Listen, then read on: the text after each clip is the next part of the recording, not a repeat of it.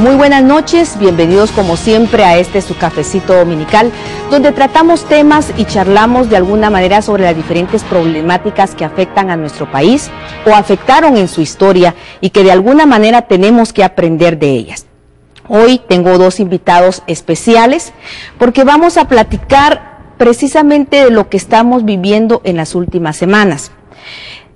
Como ustedes saben, se están llevando una serie de juicios tratando de hacer justicia a todas aquellas personas que de alguna manera fueron afectadas por este enfrentamiento más de 36 años. Como ustedes recordarán, tuvimos una serie también de entrevistas especiales precisamente cuando se estaba conmemorando la quinceañera, los 15 años de la firma de la paz, cuáles eran los logros que se habían obtenido hasta ese momento, si es que lo sabían, tanto política, económicamente y socialmente.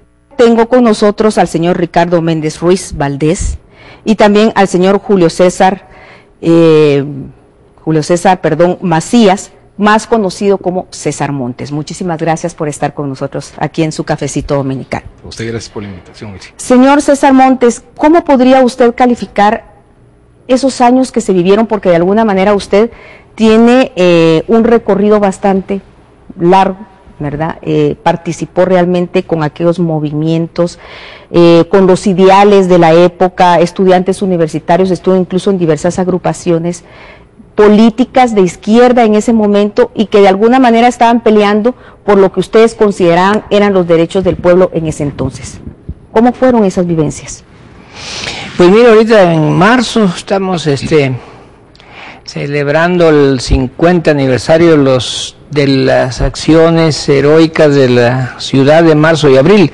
Las jornadas de marzo y abril se producen porque hay otro fraude en Guatemala de los muchos que hubo, y entonces salió la gente a protestar a las calles a los finales del año anterior, pero luego ya en marzo y abril del 62 empezó la gesta heroica de las rebeliones populares en los barrios y en los centros universitarios y también en los centros de secundaria. Yo participé en el Fuego, Frente Unido Estudiantil Guatemalteco Organizado. Y normalmente siempre la lucha los hacían los universitarios. En esta lucha sí participamos muy activamente los estudiantes secundarios. Formamos una federación de estudiantes y salimos a la calle haciendo uso de lo que la Constitución nos decía, que era que teníamos derecho a manifestar. Salimos con nuestras pancartas, nos las rompieron en la cabeza y nos dieron las garrotizas horribles. Salimos al día siguiente ya con nuestras pancartas, pero ya llevamos palos para defendernos y entonces sacaron las pistolas y nos metieron de balazos y entonces ya buscamos el contacto con los militares del 13 de noviembre, entrenados por Estados Unidos en lucha contra guerrillas, que nos dijeron, esa no es la forma de pelear, hay que usar las armas porque ellos tienen armas.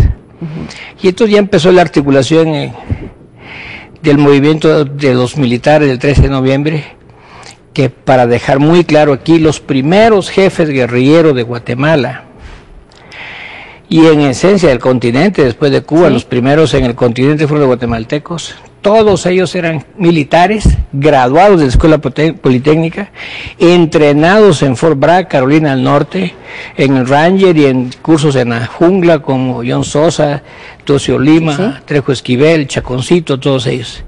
Ninguno de ellos respondía ni a órdenes de Fidel, ni a órdenes del Che, ni a los rusos, ni a los chinos, ni a nada, todas esas patrañas que se dijeron. Cuando ellos se rebelaron en 60, sacaron las fotos de ellos,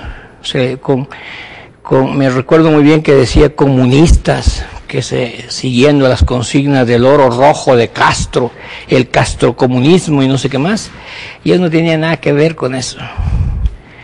Ellos se rebelaron en el 60, porque en Guatemala había injusticia, porque en Guatemala había un ejército que era dirigido por incapaces, porque en Guatemala había corrupción en el ejército, que se robaban el dinero los soldados que tenían que darle para la comida, y porque el presidente comprometió el territorio nacional para una base militar en el Betia.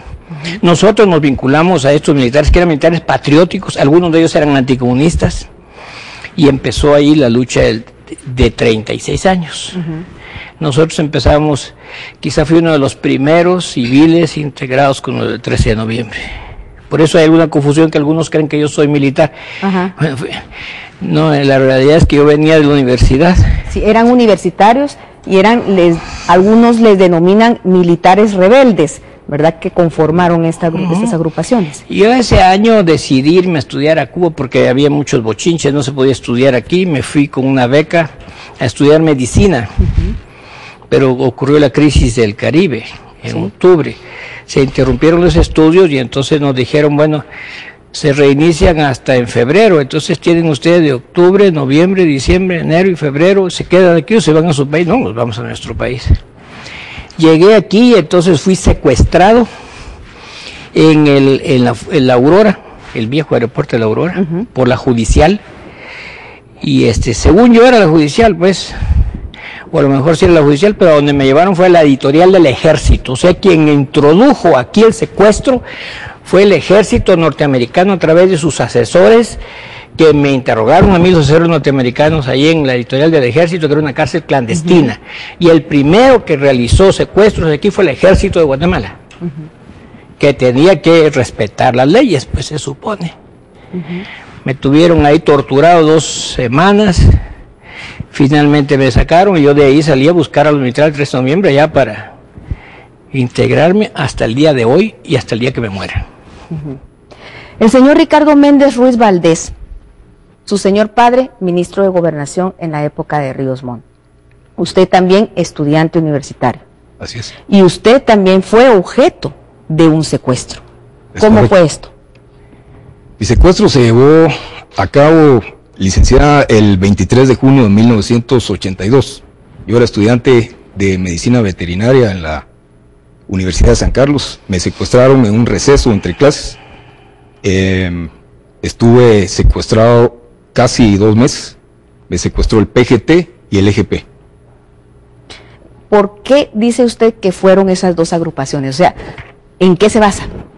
En lo que yo vi, en lo que yo escuché y en las pruebas que tengo. ¿Qué tipo de pruebas tengo? Tengo pruebas documentales. En primer lugar, la adjudicación que los señores terroristas se daban el lujo de hacer por medio de publicaciones de prensa que forzaban a que yo quisiera interrumpir un poquito. Sí, claro. Yo quisiera interrumpir un momentito. Si vamos a utilizar para referirnos a Méndez Ruiz, a su papá o a los demás como los genocidas, este cafecito no va a estar muy amargo. Si empezamos a adjetivar y a utilizar estas cosas que son producto del enfrentamiento armado, en la que todavía hay gente que no entiende que nosotros pusimos los muertos y los gringos pusieron las armas y las balas, sino que todavía siguen con los terroristas y los genocidas. Yo no voy a usar adjetivos contra él. Perfecto. Sí le exijo que me respete, porque yo vine aquí con el mejor ánimo de respetarlo. Entonces, evitemos esos adjetivos, señor. Yo aquí no vine, licenciada, a tomarme un café dulce. Yo vine aquí a tomarme un café como se tiene que tomar. Para mí el señor César, que no sé si su apellido es Montes o Macías, porque él se presentó con usted como César Montes y usted lo llamó Macías, para mí es un terrorista, para mí es un secuestrador, para mí es un asesino y para mí es un destructor de infraestructura en Guatemala. Aquí no vine a tomarme ningún café dulce. Bueno, pero aquí estamos con todo respeto. No, sí. Lo que pasa es que estamos, señor Méndez Ruiz, eso no es respeto. No, aquí lo que estamos platicando también, o estamos dando a conocer, es tanto la posición que se vivió de un lado como de otro lado. No, lo ¿verdad? Que está claro es la posición que se sigue viviendo ahorita de gente como él, que sigue todavía con rencores, con actitudes hepáticas y todo. En primer lugar, cosas tontas, cosas infantiles. Yo tengo registrado mi nombre es César Montes en mi cédula. Si él es un ignorante de eso, pues yo lo siento mucho, ¿verdad? Pero en mi cédula dice Julio César Macías, también se conoce por su uso de César Montes. Entonces, de la manera que me quiera usted llamar, tiene toda la razón. Los más de 36 años que vivimos fue precisamente por la intolerancia que se vive en nuestros países. Eso que es, y por la permisividad que hemos tenido también de algunos otros países de alguna manera en nuestras políticas y en nuestra forma de vivir por los intereses que puedan tener. Yo creo el señor Ricardo Méndez Ruiz me comentaba que estuvo más de 50 días secuestrado. 50 y piquito días, licenciada, es correcto. ¿Qué pasó ahí? Bueno, me secuestraron los terroristas en la Universidad de San Carlos, me engrilletaron inmediatamente. En mi secuestro intervinieron directamente 6 personas. En forma indirecta, dándole cobertura a la operación, intervinieron unos 19 o 20 más, según me contaron mis compañeros cuando me liberaron. Después fui llevado a no sé en dónde. Estuvimos circulando alrededor de 1 hora u hora y media en 2 vehículos distintos. Me cambiaron una vez de vehículo. Estuve en un espacio extremadamente reducido, engrilletado a un catre. No podía pararme, no podía caminar, no había aire fresco, no había luz natural tampoco. Y así pasé casi 2 meses. ¿Cuál cree que fue el objetivo por el que lo secuestraron? Ya, el propósito de mi secuestro fue político, fue 100% político. Lo que perseguían los terroristas era presionar a mi señor padre para que al principio se publicaran unos campos en los que los terroristas expresaban su pensamiento.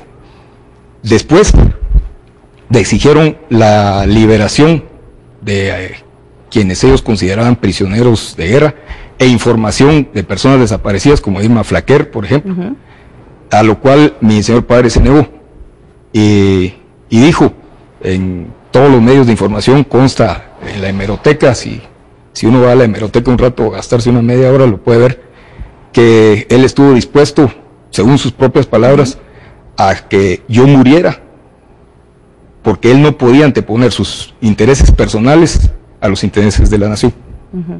Ahora bien, usted ya inició un proceso legal, como también lo han iniciado las víctimas, ¿verdad?, de este enfrentamiento armado. ¿Cómo va este proceso?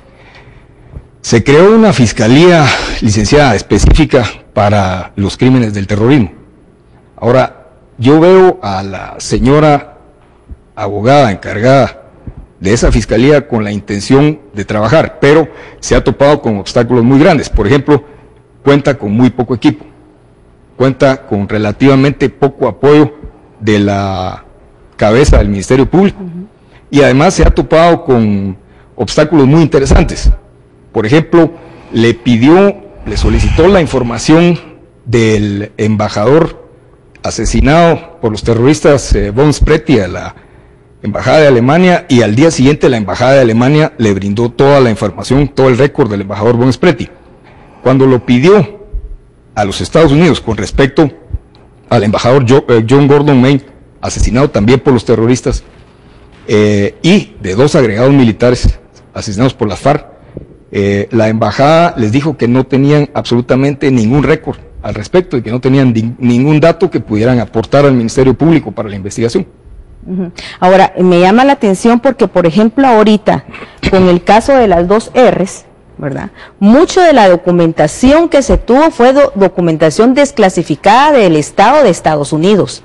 Y ahí sí habla, incluso hay párrafos muy concretos donde dice la participación de gente estadounidense, y dicen ellos, hay una parte donde dice uno de los testigos, de gente gringa que vino después de los hechos a verificar cómo estaba la situación, porque ellos le temían, de alguna manera, o sea, tenían cierto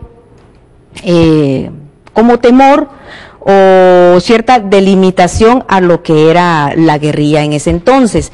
Definitivamente no hay documentación entonces en su caso, en ese sentido. En el caso específico de la muerte del embajador John Gordon Main, la embajada le dijo a la señora fiscal que no tiene información. En primer lugar, el señor está absolutamente perdido en la historia y perdido en el espacio. Las FARC, Fuerzas Armadas Revolucionarias de Colombia, está más perdido que un chucho en procesión el Viernes de Dolores y en el antiguo Guatemala. Está perdido. Las FARC, sí, dice Fuerzas Armadas Rebeldes. No, FARC dice, él dice las FARC. No se entiende ni él mismo. Lo que él dijo ahorita son fuerzas revolucionarias rebeldes. Ah, bueno, sí, ahorita lo corrigió porque ya le dio una lección de historia que sepa que las FARC es de Colombia. Las FARC de Colombia se pusieron FARC debido al ejemplo que nosotros dimos de lucha revolucionaria. Nosotros fuimos los primeros que nos llamamos en América Latina Fuerzas Armadas Rebeldes. Y ellos se pusieron Fuerzas Armadas Rebeldes de Colombia. Entonces el señor está más extraviado que, además de eso, a él no le preocupa los 200.000 muertos guatemaltecos, él le preocupa a los gringos. Y resulta con que los gringos le son inconsecuentes porque no le pagan con información que él quisiera que le diera. Bueno, nos vamos a ir a unos mensajes y regresamos con esta su segunda parte del cafecito.